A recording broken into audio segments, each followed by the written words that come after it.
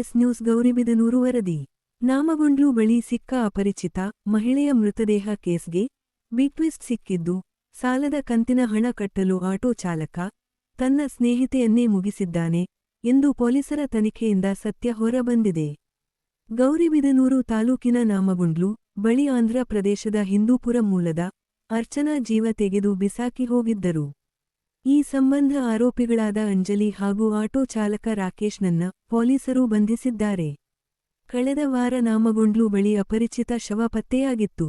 ಘಟನೆ ಬಗ್ಗೆ ಪೊಲೀಸರು ತನಿಖೆ ಆರಂಭಿಸಿದ್ದರು. ಈ ವೇಳೆ ಎಲ್ಲ ಸತ್ಯವೂ ಇದೀಗ ಹೊರ ಬಂದಿದ್ದು, ಹುಟ್ಟಿದ ದಿನದಂದೇ ಅರ್ಚನಾಳನ್ನ ಮುಗಿಸಿದ್ದಾರೆ. ಆಟೋ ಚಾಲಕ ರಾಕೇಶ್ ಸಾಲದ ಕಂತಿನ ಹಣ ಕಟ್ಟಲು ಹರಸಾಹಸ ಪಡುತ್ತಿದ್ದನು. ಒಮ್ಮೆ ಅರ್ಚನಾಗೆ ವಿಡಿಯೋ ಕಾಲ್ ಮಾಡಿ ಮಾತನಾಡುವಾಗ ಕತ್ತಲ್ಲಿ ಇದ್ದಂತಹ ಚಿನ್ನದ ಸರ ನೋಡಿದ್ದನು. ಅಂದಿನಿಂದ ಅದರ ಮೇಲೆ ಕಣ್ಣಿಟ್ಟಿದ್ದನು. ಆ ಚಿನ್ನದ ಸರ ಕದಿಯಬೇಕು ಎಂದೇ ತನ್ನ ಗರ್ಲ್ ಫ್ರೆಂಡ್ ಜೊತೆ ಸೇರಿ ಟ್ರಿಪ್ ಪ್ಲಾನ್ ಮಾಡಿದ್ದನು.